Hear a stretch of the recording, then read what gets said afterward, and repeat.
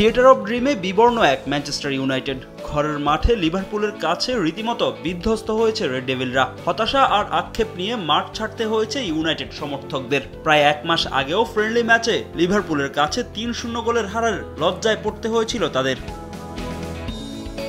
Old ট্রাফোর্ডে ম্যাচের ৭ মিনিটের মাথায় এগিয়ে যায় অলরেড, তবে গোল লাইন টেকনোলজির কারণে সে যাত্রায় রক্ষা পায় স্বাগতিকরা। ৩৫ মিনিটে লিডে যায় সফরকারীরা। মোহাম্মদ সালাহর পাস থেকে গোল করেন কলম্বিয়ান স্ট্রাইকার লুইস দিয়াজ। ৭ মিনিটের পর আবারও ব্যবধান বাড়ায় সালাহ দিয়াজ জুটি। এগিয়ে থেকে প্রথমার্ধ শেষ করে আর্নে স্লটের শিষ্যরা।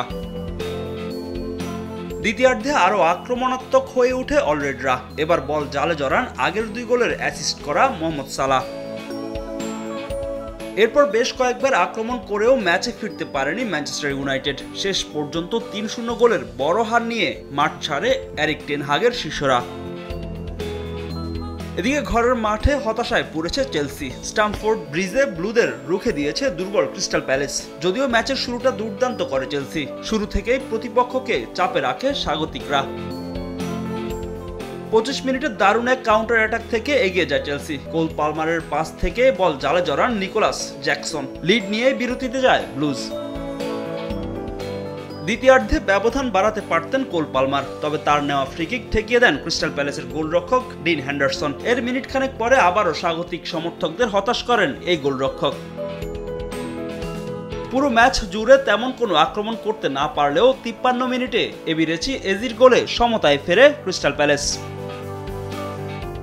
এরপর বহু চেষ্টা করেও আর লিড যেতে পারেনি চেলসি। ম্যাচের যোগ করার সময় দুবার নিশ্চিত সুযোগ হাতছাড়া করে চেলসির স্ট্রাইকাররা। শেষ পর্যন্ত ১-১ গোলের ড্র নিয়ে মাঠ ছাড়ে এনজো মারেস্কার দল। চেলসির মতো এদিন হতাশায় ডুবেছে টটেনহ্যাম। তাদেরকে ২-১ গোলে হারিয়েছে নিউক্যাসল ইউনাইটেড। জেমস পার্কে এদিন বল দখলে এগিয়ে থাকলেও তেমন কোনো আক্রমণ করতে পারেনি হিউমিনসনের দল। ৩৭ মিনিটে হারবে বার্নেসের গোলে এগিয়ে যায় স্বাগতিকরা। লিডে থেকে প্রথমার্ধ শেষ করে নিউক্যাসল ইউনাইটেড। দ্বিতীয়ার্ধে আত্মঘাতী গোলে সমতায় ফেরে টটেনহ্যাম। বল ক্লিয়ার করতে গিয়ে নিজেদের জালে জড়ান ড্যানিয়েল বার্ন, তবে সমতা বেশিক্ষণ ধরে রাখতে পারেনি টটেনহ্যাম। ৭৮ মিনিটে আইজাকের গোলে ম্যাচে আবার লিডে যায় নিউক্যাসল। শেষ পর্যন্ত আর কোনো গোল না হওয়ায় পূর্ণ ৩ পয়েন্ট নিয়ে মাঠ ছাড়ে স্বাগতিকরা। ফাহিম ইসলাম, সময় সংবাদ।